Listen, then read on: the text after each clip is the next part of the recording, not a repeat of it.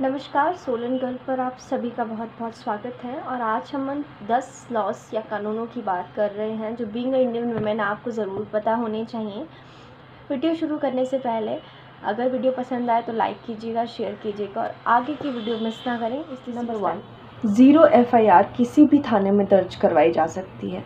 इसका मतलब ये है कि जब भी कोई क्राइम या कोई अप्रिय घटना कहीं पर होती है तो उसे सबसे पहले रजिस्टर उसी के सर्विस एरिया का जो थाना है वहाँ पर करवाया जाता है।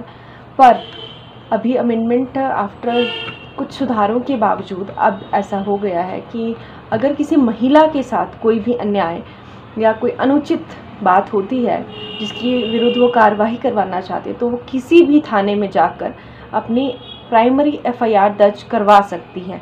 और ये एक बहुत ही अच्छी बात है कि आप किसी भी थाने में जाकर अपनी कोई भी कंप्लेंट, चाहे वो सेक्सुअल हरासमेंट की हो, चाहे वो फिजिकल असॉल्ट की हो या किसी भी टाइप की हरासमेंट, आप जो जाकर वहाँ पर नंबर 2, कार्यस्थल पर किसी भी प्रकार के हरासमेंट या उत्पीड़न, वो फिजिकल उत्पीड़न, शारीरिक, सेक्सुअल, यौन उत्पीड़न या मेंटल हरासमेंट हो सकती हैं। 2013 में एक एक्ट लाया गया कि कार्यस्थलों पर जो जितने भी प्रकार के उत्पीड़न हो रही हैं उन्हें रोकने के लिए 2013 में एक एक्ट लाया गया। एक्ट के तहत ये कहा गया कि जितने भी संस्थाएं हैं जहां पर 10 से ज़्यादा महिलाएं कार्य कर रही हैं वहां पर एक आंतरिक समिति का गठन किया जाएगा और वो उस आंतरिक समिति का ये कार्य होगा कि जितनी भी कंप्लेंट्स फीमेल्स की हैं वो उसको सुने, उचित कार्यवाही करें और उसी के बाद अगर उसे कोर्ट तक ले जाने की क्षमता है उस कंप्लेंट में तो उसे ले जा सकते हैं। कार्यस्थल पर फीमेल्स के साथ आज भी बहुत सारे असॉल्ट हो रहे हैं, चाहे वो गवर्नमेंट सेक्टर है, चाहे वो प्राइवेट सेक्टर है, चाहे वो कोई संस्था है। हम इस बात से इनकार नहीं कर सकते हैं कि कार्यस्थलों पे हरासमेंट नहीं होती हैं और being a female you are safe. अगर आप काम पे जा रहे हैं तो आप हमेशा ही अपने आप को सुरक्षित महसूस करें। तो ये एक दूसरा मस्ट नोन कानून है या आपको जो पता होना चाहिए, एक उचित कानून।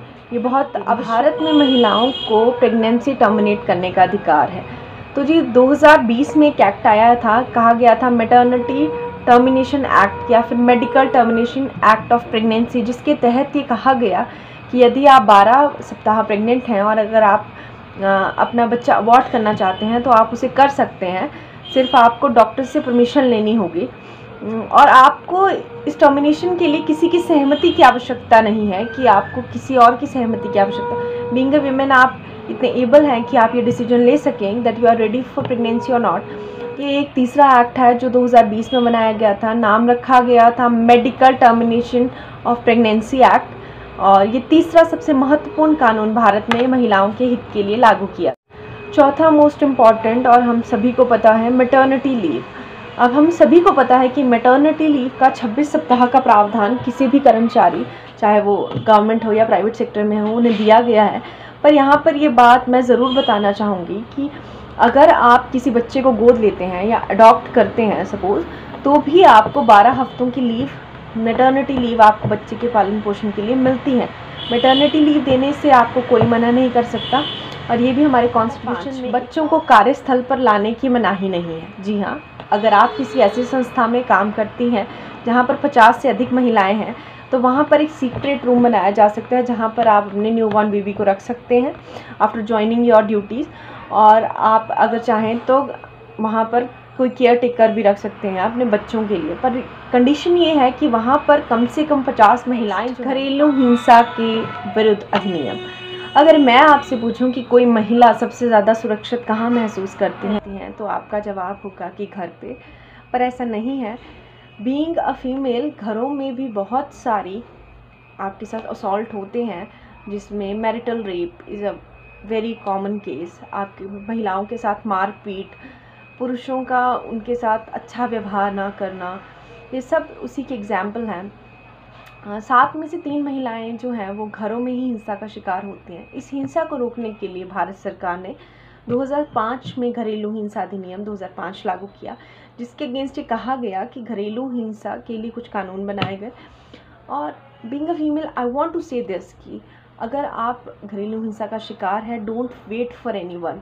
कोई एंजल आकर आपको नहीं बचाने वाला। You need to stand for yourself. आवाज़ उठाइए, ज़ोर से बोलिए और तब तक बोलिए जब तक लोगों को पता ना चले कि गलत कौन कर रहा है।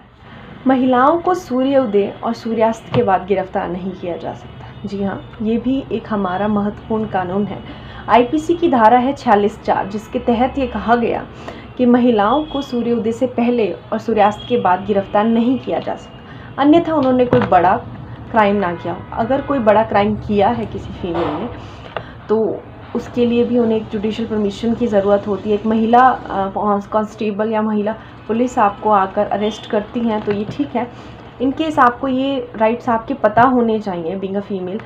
कई बारी हम ऐसा देखते हैं कि पुलिस या फिर द पीपल जो पॉलिटिशियंस हैं या जो सत्ता में है या जो गुड पोजीशंस में है, वो इन असूलों का गलत तरह से इस्तेमाल करते हैं।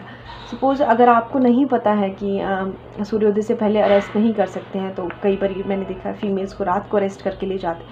You need to save for yourself. आपको इन असूलों का, इन कानूनों का, इनका पता होना चाहिए for your safety as well. महिलाओं का पीछा करना, बुलिंग करना, साइबर बुलिंग करना, इनके लिए भी एक अधिकार, जी हाँ, इनके लिए भी एक कानून बनाया गया है। आईपीसी की धारा है 354। उसके तहत ये कहा गया कि यदि आपका कोई पीछा कर रहा है तो आप उसके अगेंस्ट कार्रवाई कर सकते हैं। आपको कोई साइबर बुलिंग कर रहा है तो आप उसके अगेंस्ट कार्रवाई कर सकते हैं। आप चाहें तो कोर्ट का दरवाज़ा भी खटखटा सकते हैं। आजकल साइबर क्राइम्स जो हैं बहुत ज़्यादा दिखाई देते हैं। आपको बीइंग अ फीमेल आपको ये पता होना चाहिए कि अगर आपके साथ ऐसा कुछ होता है तो उसके लिए कानून बना हुआ है और आप उसके अगेंस्ट बोल सकते हैं। The most important law in Indian constitution is कि भारतीय कानून में यदि कोई भी महिला जिसके साथ रेप हुआ है, सेक्सुअल असॉल्ट हुआ है, सेक्सुअल हरासमेंट हुई है, उसकी आइडेंटिटी कोई भी पुलिस कर्मचारी, कोई भी कोर्ट रिवील नहीं कर सकता और ना ही किसी को ये अधिकार दिया गया है। जी हाँ, अगर आप कोई, बहुत सारी फीमेल्स ये सोचती हैं कि अगर मैं अपना जो रेप है वो जाके रिपोर्ट करूँगी तो घर वाले क्या कहेंगे, रिश्तेदार क्या कहेंगे, सो ऑन। तो आपकी जो आइडेंटिटी है वो हमेशा गुप्त रखी जाती है। आप चाहें, अगर आप संकोच करते हैं अपने स्टेटमेंट देने के लिए, चाहे वो मैरिटल रेप हो या फिर वो सेक्सुअल हरासमेंट हो, कुछ भी है, तो आपके पास ये अधिकार है कि आप अकेले में जज को एक स्टेटमेंट दे सकते हैं। जी हाँ, ये भी हमारा एक अधिकार है। आज की वीडियो में इतना ही। वीडियो पसंद आई होगी तो लाइक कीजिएगा, शेयर कीजिएगा, सब्सक्राइब कीजिएगा। अगले वीडियो में हम 5 उन कानूनों की बात करेंगे जो एक विवाहित महिला को पता होने चाहिए। वीडियो देख